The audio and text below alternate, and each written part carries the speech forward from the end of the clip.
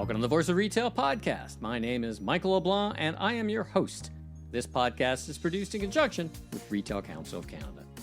In this episode, meet Anabel Maldonado, founder and CEO of PSYKHE AI, a groundbreaking platform that merges psychology with artificial intelligence to revolutionize e-commerce merchandising. From her Toronto roots to a fashion tech career spanning London and New York, Anabel shares how her company uses the Big Five personality traits to drive hyper-personalized, real-time product recommendations, learn how this emotional data layer boosts conversion, and what retailers must do to embrace AI innovation. Anabel, welcome to the Voice of Retail podcast. How are you doing this morning? I'm doing very well, Michael. How are you? Thank you for having me. I am very well, and thank you for joining me on the mic. You and I just met in Las Vegas. We were in the Burns Communications room, and we were chitting and chatting, and we were introduced, and I learned a bunch of things about your business and where you're from. We'll get to that in a minute. And I thought, wow, you're in an interesting space doing interesting things. So let's get you on the mic. So once again, thanks for joining me. Where am I finding you this morning? New York. You are not a native New Yorker. You were born and raised somewhere else. Where'd you grow up? Toronto. Give me a bit of background about yourself. You were born here, but then had greater ideas, and give me some background about you and what interests you and what you do for a living today. Absolutely. I mean, I did neuropsychology at York. York has a fantastic psychology department. I was always really interested in the neuroscience side of things, just because it's a lot more tangible than the talk therapy aspect of things. Learning about how the brain learns and unlearns and is wired. And that was sort of, with a little precursor to my foray into AI, I like to think. But there was a little bit of a hiatus in between. My mentor at the time in Toronto urged me to take a break. I went to London on a gap year and then fell into the luxury fashion industry. So I spent about, a decade going kind of between New York and London, working in luxury fashion, most notably in e-commerce, and most notably with the founding team of Net-a-Porter. So Carmen Busquets, who's Natalie Massenet's, first investor, Net-a-Porter is also our first investor. So that was an incredible network to learn from. And I did everything under the sun in e-commerce, from the fun, sexy things, editorials and campaigns and journalism and going to shows, but also, inventory planning, buying, looking for missing stock in a high-vis vest in a warehouse in Swindon to send to a company I can't name. But yeah, and I loved the industry, but I just, I hated how we were promoting things and marketing things. And that's what sort of led to my coming full circle. Interesting. So it was more like a gap decade, I guess you could say, in some ways. Now, you seem to have a real passion for high fashion, if I can, use a bad rhyme this early in the morning together. I was checking out in part of my research your Instagram and other socials, and you do seem to continue to have that love for fashion. It doesn't define you, but you do seem to enjoy it, yeah? Well, I would go broader than that and say, taste more broadly. Right. Okay. I mean, the same, I have, just a sensitive eye for aesthetics. Right. So, I like clothes to be a certain way, and I like them to be certain proportions and certain colors and silhouettes. But I feel the same way about, a hotel room that I'm staying in, or architecture in a city that I'm traveling to, or a tablescape at a dinner party that I've set up. Right. So it's just it's an aesthetic sensibility as opposed to a passion for fashion, and I won't hold that against you for saying it. Thank you. All right, so let's talk about this company that you pulled all those things together, plus a soupçon of AI. Tell me about your company and what it does. So we do Gen AI merchandising for e-commerce. So going back, I mean, what that means essentially is that we power anywhere where product appears on the site. We choose per user in real time what to show that user.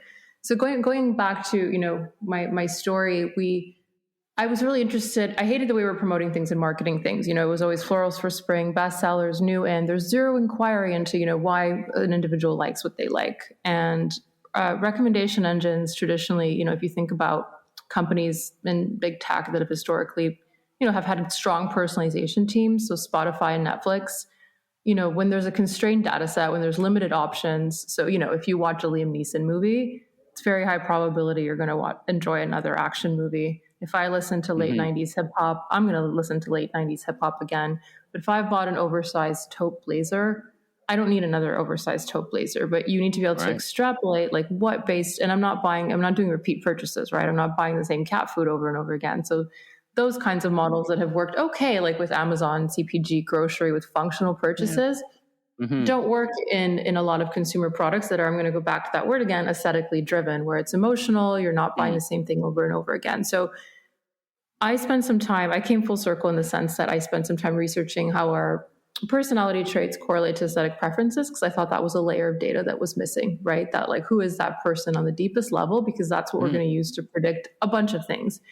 And so our recommendation engine essentially powers merchandising, but uses this psychographic layer of data, in addition to other things that make our embeddings probably the most, multi-dimensional ones that exist today. As you sit back and look at, you mentioned a couple of the big players in recommendation engines. I find them terrible, like demonstrably bad, because, I've been shopping on some of these retailers online for, I don't know, like 20 years. And they still give me very perfunctory recommendations. Basically, would you like another, cat dish or cat statue? Because I bought one. Which, I bought, funny story, funny kind of story. My cat passed away, so we bought this nice little statue with wings to put on the ground. And, next week I get recommended for 10 more cat statues with wings. How many cat statues does one man need? Well, exactly. I got one cat, so that's really all I need.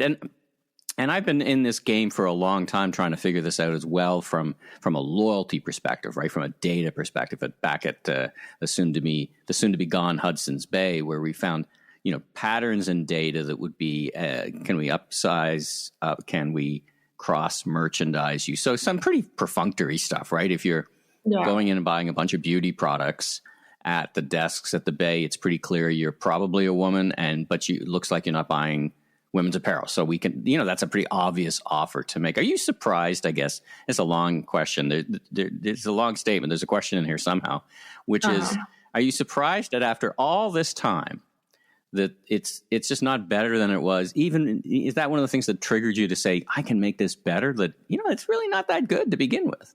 Well, I'm not surprised. And I think it's because that understanding is lacking by the people who are building it, right? They don't understand the problem in an analog sense. Because, Peter Thiel, the kind of infamous investor, always writes in his book 0 to 1, great companies are built upon secrets about nature and secrets about people. And I think if you don't understand what is it that, like, what always interested me is, what is it that thing that makes me say, like, oh, that's really me, I have to have that, right? And it's just like some completely non-functional, rational purchase I don't necessarily need, but it feels like almost like this extension of me, right? And or the opposite, the aversions. So an example is, for example, I hate floral prints. And every summer, every spring, we're like having to write these, newsletter copy about, florals, brighten up for spring, and these horrible pastels. And so I always was curious, like, why do I hate them so much, right? Like, why do I just want to vomit if like you make me put one on? I found out later it's because I'm low in agreeableness, right? So I need fashion that's more severe, right? But I'm the same way in, kind of everything else, right? I wouldn't go to, I don't like kind of mass destinations where everyone agrees that they're good. I like things that are off the beaten path. Like all of these things are correlated. And if you don't understand that, like the quality of something, then you're just going to take, one, I think an issue is that, the people building this always assume that people are searching for something. You even see this now in all these agentic examples, right? Like customers looking for a dress to wear to a wedding in Costa Rica. It's like, more often it's the other times around. You just see something you really like, you get that hit of dopamine, you get that gut level check, and then you find a place to wear it. So one is like the majority of customers in these aesthetic verticals aren't searching. You need to get the thing in front of them, right? So I'm not surprised, because I think that, they're using, engineers just are approaching it from a way that, doesn't really jive with the way people shop. They don't understand the psychology of it.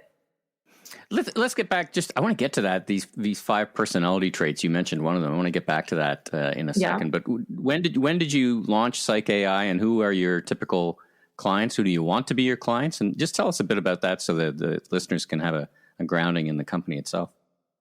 Yeah, we founded the company in 2021.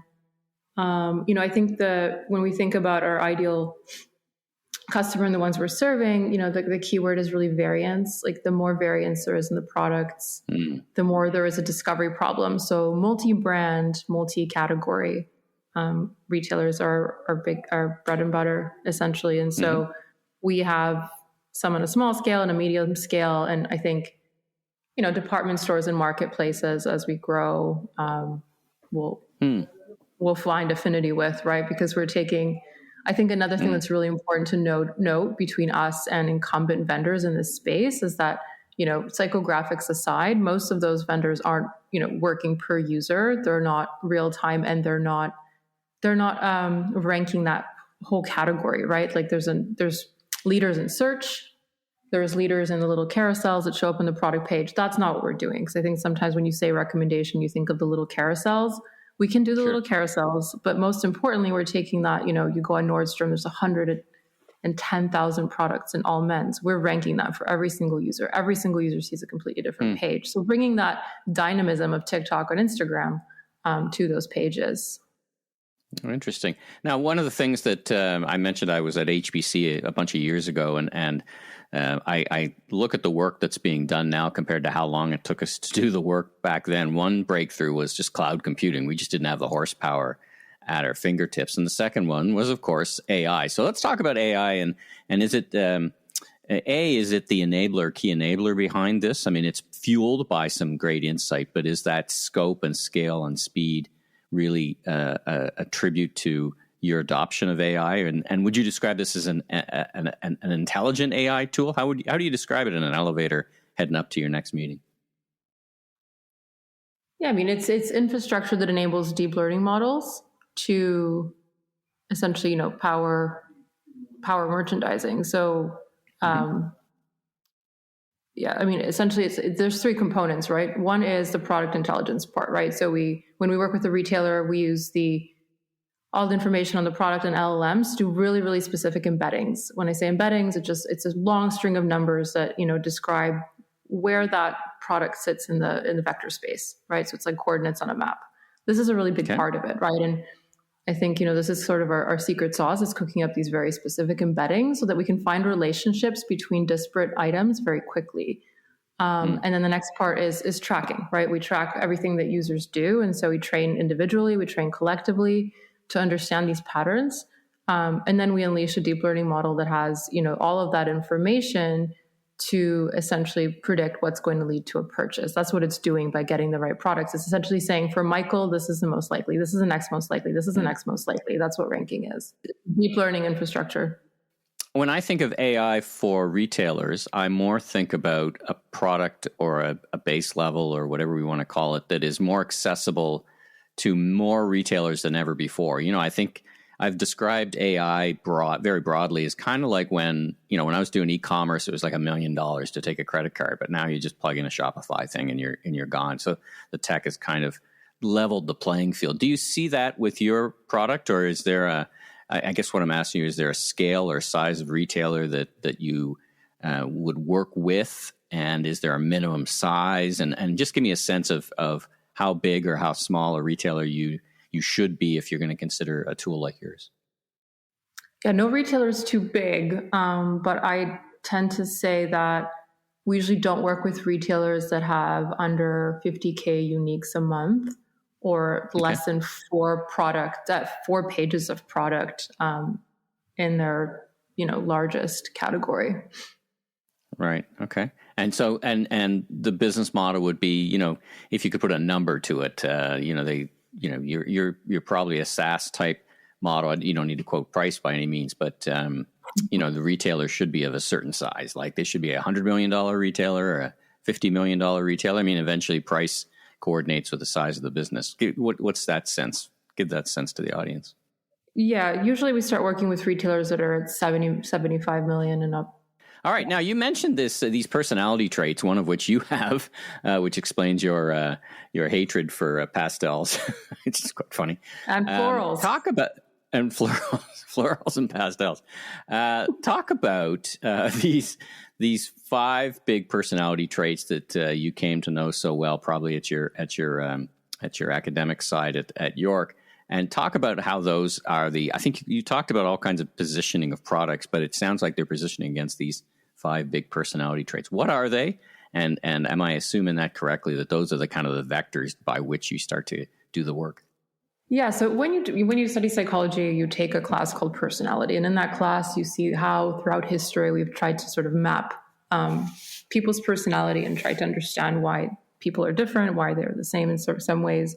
And, for decades, it was always this big 5 model that always emerged as, if you can reduce us all to these 5 traits and, 5 spectrums, essentially, where we sit on them, that's kind of the core basis of any personality. And the reliability and the validity of this model is very strong. And they've, studied it across different populations geographically. And the other interesting thing is your big 5 traits, you're born with them, you can see them in infants, and they're pretty stable throughout your life.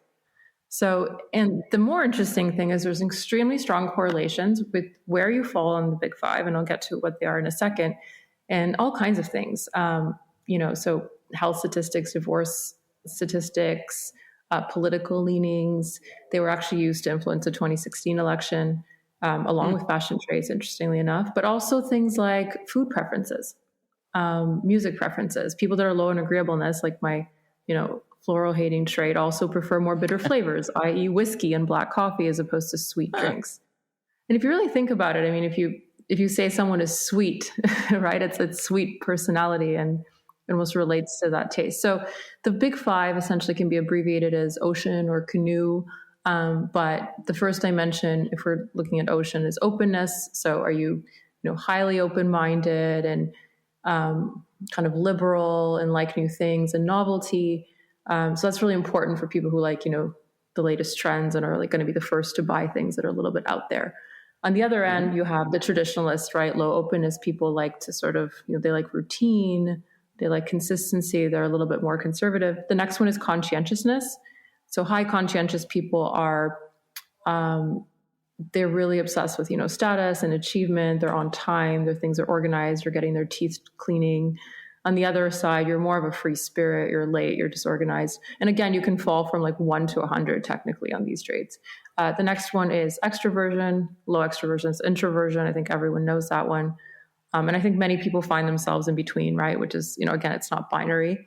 Next one is agreeableness. So high agreeable people are people pleasers. It's more of like a traditionally feminine trait. Like you don't want to ruffle feathers.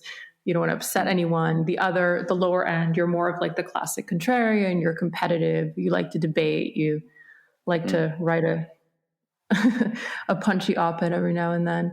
And then the last one is the most interesting one, I would say, neuroticism.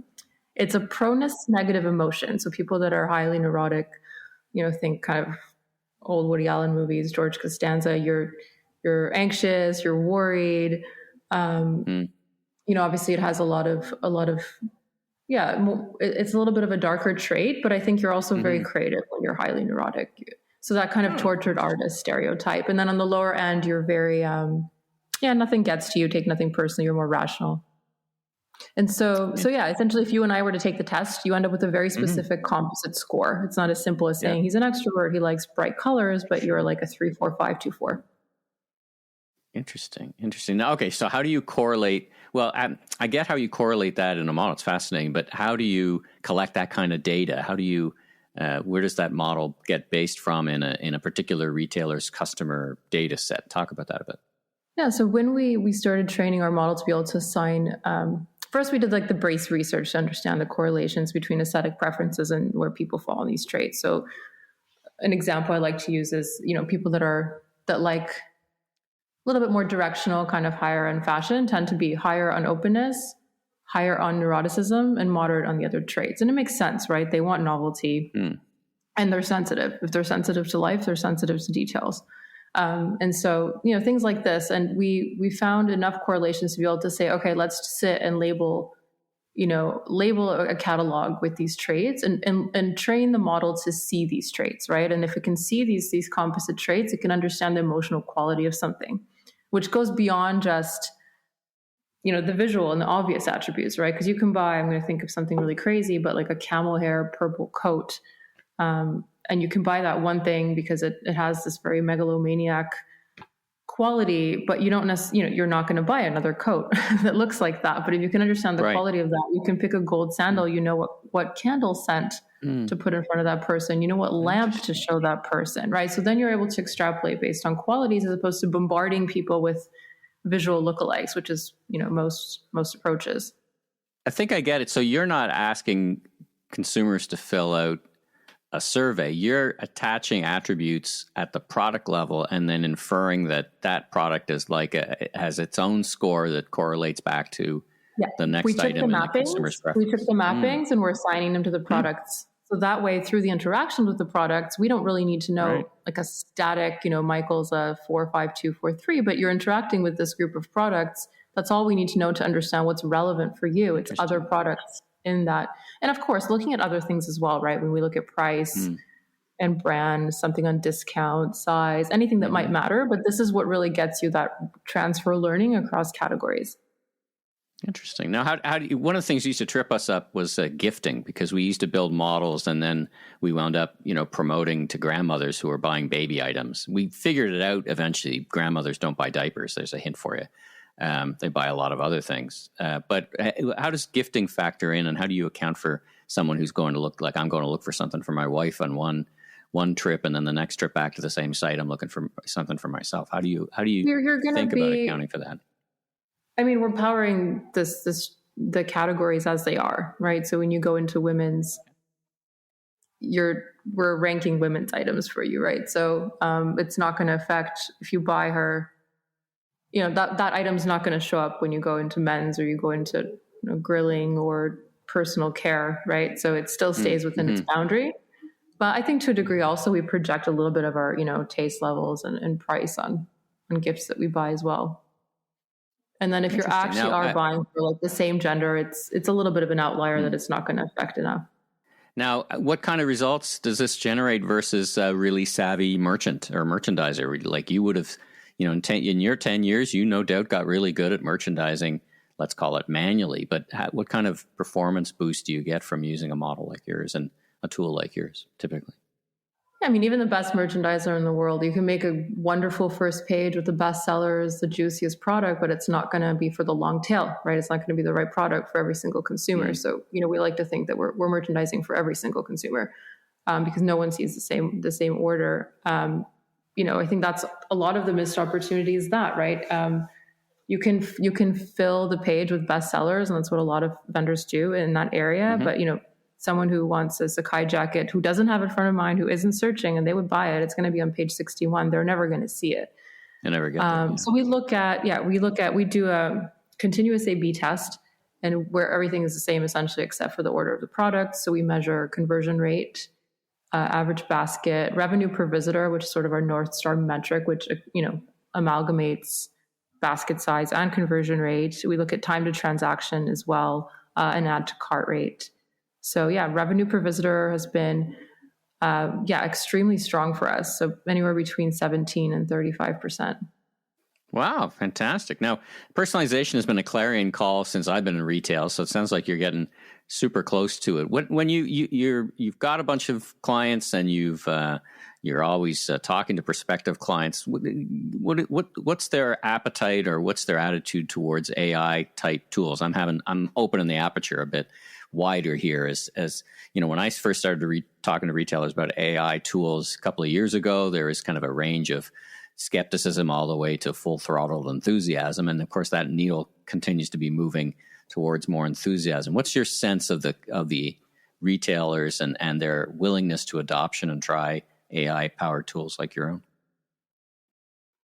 Yeah, I think there's an excitement. I think OpenAI did a lot in that sense. I remember speaking to people before OpenAI and after OpenAI, and it's definitely a different conversation. So I think it's undeniable, right? So I think there's less of, that's something we can think about like in 10 years or way down the line. There's an excitement, but I'd say broadly that they're in a learning phase.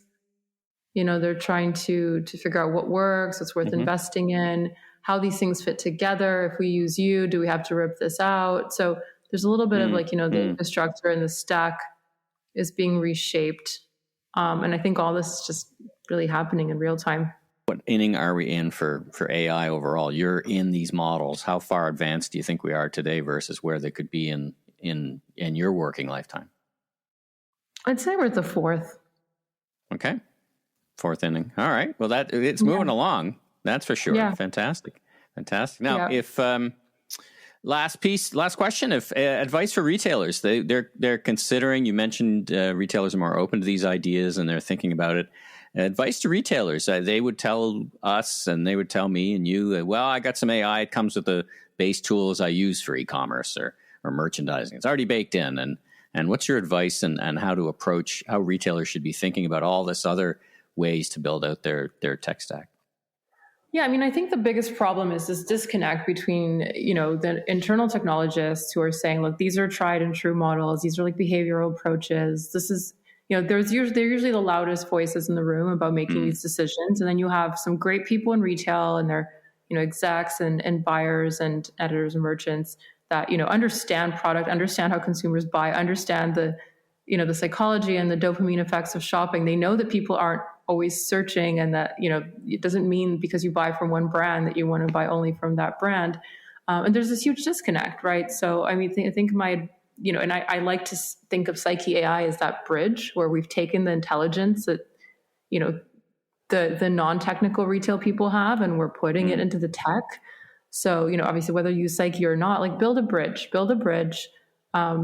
Don't be afraid to stand up to technologists and say, this isn't good enough. This isn't how people are shopping. It's deeper than that. So it sounds like it's a change management or culture issue as much as a technology issue, yeah? Yeah, it's definitely a culture issue, right? I think it's just this, separation of like the left brain and the right brain people, and having enough people that have that kind of dual intelligence be that bridge. Fantastic. Well, Anabel, thanks so much for joining me on the Voice of Retail podcast. Where can folks get in touch with you? They want to learn more about you or your product, or talk AI, or talk a hate of pastels and florals. Anabel Maldonado or Anabel@psyche.com. Well, listen, once again, thanks for joining me on the pod. I wish you best of luck. Congratulations on your achievements so far, and I wish you continued success and safe travels. Thank you, Michael. It's been a pleasure speaking with you. Thanks for tuning into this episode of The Voice of Retail. If you haven't already, follow on your favorite podcast platform so new episodes will land automatically each week. And be sure and check out my other retail industry media properties, the Remarkable Retail Podcast with Steve Dennis and the Global E-Commerce Leaders Podcast. I'm your host, Michael LeBlanc, Senior Retail Advisor, Keynote Speaker. If you want more content or chat, follow me on LinkedIn. Safe travels, everyone.